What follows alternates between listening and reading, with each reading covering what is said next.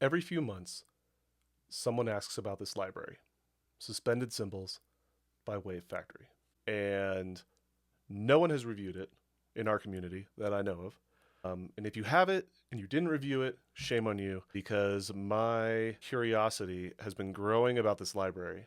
Suspended cymbals are one of the most pain in the butt things that I do when I'm either doing a mock-up or just writing in Sibelius. So, for 59 bucks, it's totally worth it for me, and this is why. You get 5 cymbals, a Paiste, an Istanbul, and 3 Zildjian. You can adjust each one as far as the pitch goes. If you want to add an inch or subtract an inch, that's cool. In the mixer, you'll see that they did 3 mic positions, and there's an effects bus right in the GUI. So if you want a reverb, you can add that.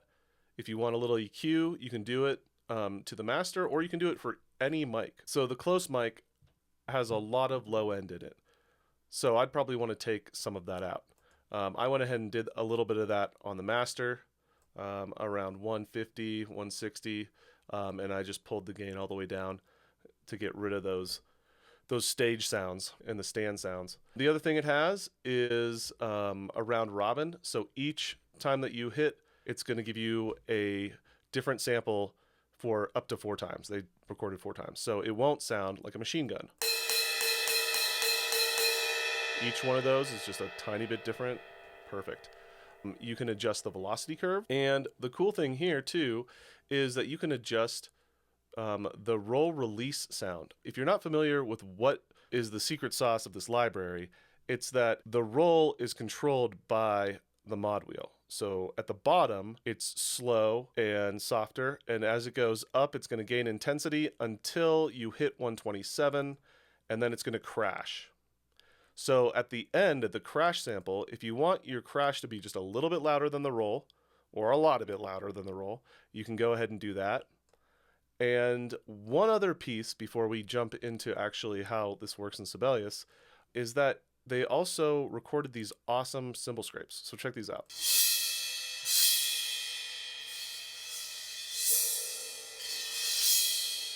All right, so if we jump into Sibelius, so this first cymbal, CC1, is our mod wheel data, and this is just for this test purpose that I just went up like in 5s on each partial of the 16th note, and at the very end, it's going to crash, and I did notice that if I put the crash on count 1, it's going to be a little bit late.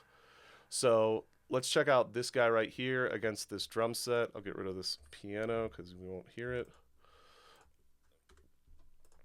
And here we go.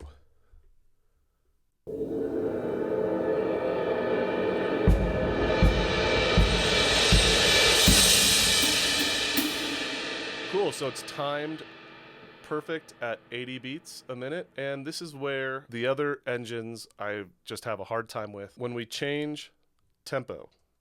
So let's just go up 100 clicks. So let's see if that works.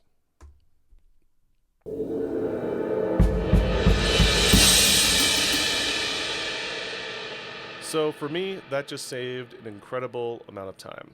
Okay, and there's one other part that I didn't mention, which is this red key. And that is going to mute the cymbal. When we put that in to our playback now,